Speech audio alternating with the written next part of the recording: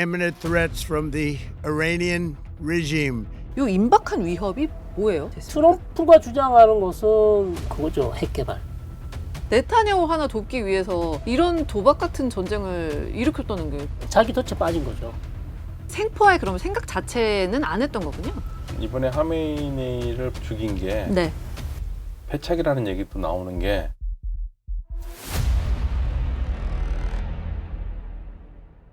근데 정말 트럼프는 왜 이랬을까? 교수님들은 어떻게 추정하고 계세요? 중동 전문가지만 또 이 트럼프를 연구를 같이 안 하실 수가 근데 없잖아요. 제가 받은 정보나 공부를 해보면 예. 아무튼 하기 싫은 전쟁은 이스라엘 때문에 했다고. 그러니까 저는 이게 가장이 커요. 이스라엘에서 말하는 네타냐후 총리가 전쟁을 시작했을 때 예. 40년의 꿈이 이루어졌다고 그랬습니다.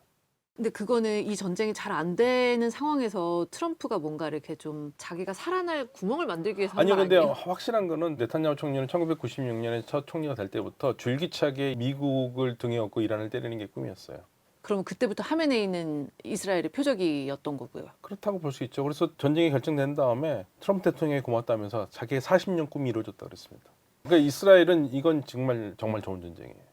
이스라엘은. 근데 트럼프가 우리가 아는 트럼프가 그렇게 막 뭐 착한 사람, 마음이 약한 사람 뭐 이런 사람은 아닌 것 같은데 네타냐후 하나 돕기 위해서 이런 도박 같은 전쟁을 일으켰다는 게 좀 이해가 잘 안 가가지고. 저는 좀 다르게 보는 게 이란의 반정부 시가 트럼프에게 본인이 도와준다고 얘기했잖아요.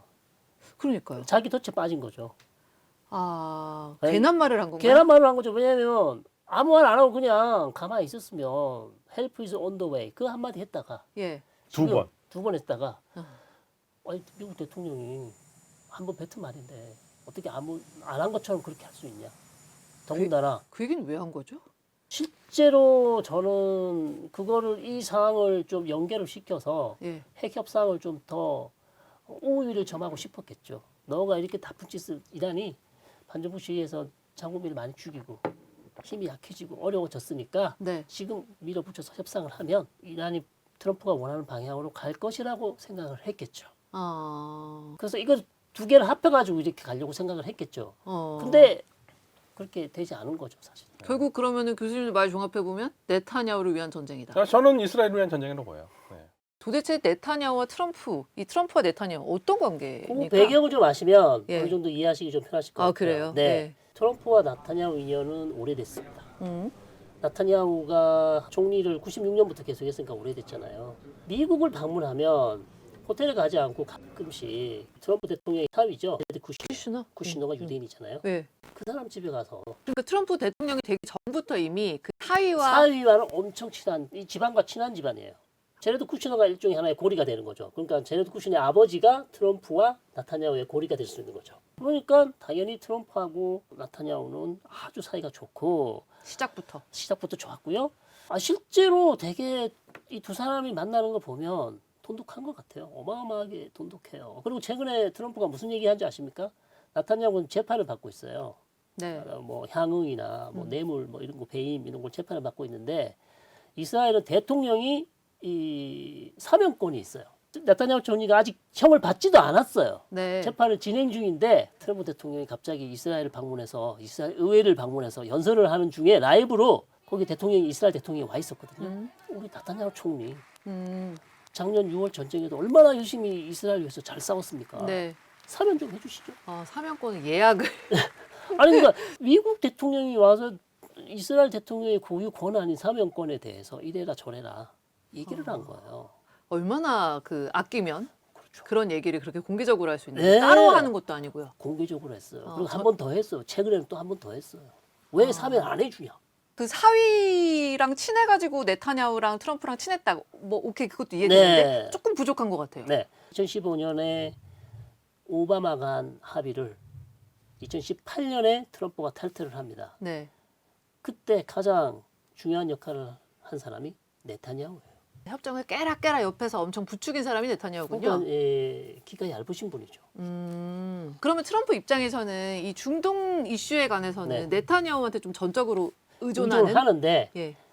이게 이제 사이클이 있습니다. 쭉 사이가 좋았던 건 아니에요. 갑자기 우리가 지금 왜 트럼프와 나타냐후 관계를 이렇게 해야 되는지. 근데 이게 이해하는 데 중요합니다. 특히 트럼프 대통령이 선거에 졌어요. 바이든한테 졌죠. 예. 나타냐후가 예. 바이든한테 축하 전화를 합니다. 아니 뭐 할 수도 있는 거 아니에요? 아니죠. 삐졌어요, 트럼프? 어마어마하게 삐졌죠. 거의 욕을 했어요. 쌍욕을. 아, 내가 너 일기 때 그렇게 많이 도와줬는데 네. 너가 지금 내가 이번 선거에 졌다고 바로 바이든한테 전화해서 축하 전화를 했어? 아, 며칠이라도 좀 있다 하지 뭐 이런 건가? 그렇죠. 어마어마하게 불같은 화를 냈습니다. 아니 근데 사실 네타냐후 입장에서는 당연히 해야죠. 미국에 누가 대통령이 오든 간에 잘 지내야 되니까. 네.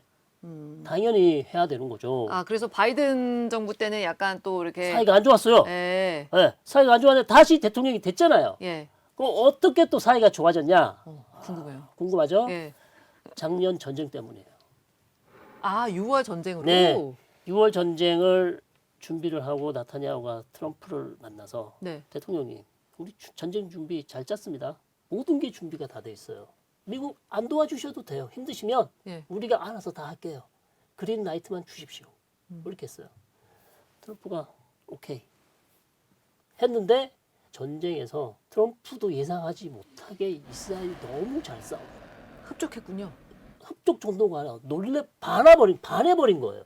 아 네타냐후한테 트럼프가 반하는 계기가 됐어요. 예, 지난해 이렇게 6월 이스라엘이 전쟁을 잘할 줄 알았는데 이렇게 알고 있는데 이 정도로 잘할 줄은 몰랐다. 그 이후로부터 트럼프가 나타냐후를 전폭적으로 의지하고 지지를 해주고 있습니다. 그래서 이번 전쟁까지 오게 된 저는 그렇다고 봐요, 실제로. 트럼프가 전쟁을 시작할 때 이 얘기를 했거든요. 네, 임박한 위협을 제거하기 위해 네. 이 전쟁을 시작했다. 이 임박한 위협이 뭐예요? Our objective is to defend the American people by eliminating imminent threats from the Iranian regime, a vicious group. 뭔지 확인이 됐습니까? 트럼프가 주장하는 것은 아무래도 그거죠, 핵 개발.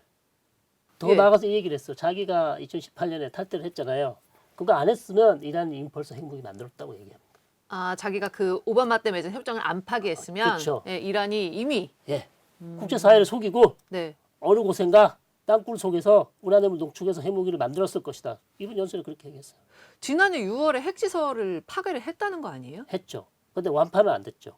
그래서 좀 남아 있는 거를 다시 공격을 했어요. 지금 미국이 실제로 나탄즈를 아, 한 번 더 공격을 했습니다. 핵시설에 대한 완전한 파괴가 목적이었을 것이다. 그것도 하나의 중요한 목표 중에 하나고 예.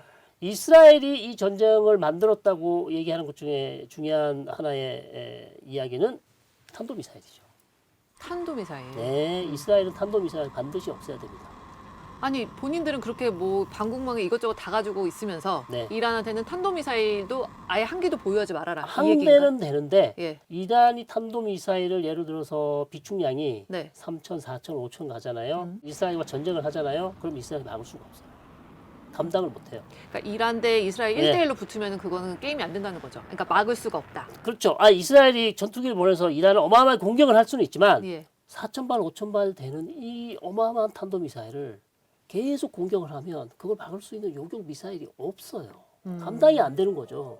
또 요격 미사일은 비싸니까. 비싸죠. 그러면 이스라엘이 할 수 있는 가장 최대치는 얘가 1,000발 이상 못 만들도록 잡아놔야 돼요. 아 제한을 둔다. 제한을 두죠. 예. 아니면 사거리를 조절하든지 아니면 생산을 줄이든지. 근데 그걸 이란이 받겠냐고요. 이란은 오히려 지금 같았으면은 네. 속으로 우리가 핵이 없으니까 이런 수모를 당하는구나 또 이렇게 생각하고 있을 수도 있을 것 당연하죠. 같은데. 당연하죠. 그래서 대부분의 이스라엘 전문가들은 이란의 핵무기 개발을 막지 못한다면 예. 이란의 미래는 북한이다. 이란의 롤 모델입니까 북한이? 당연하죠.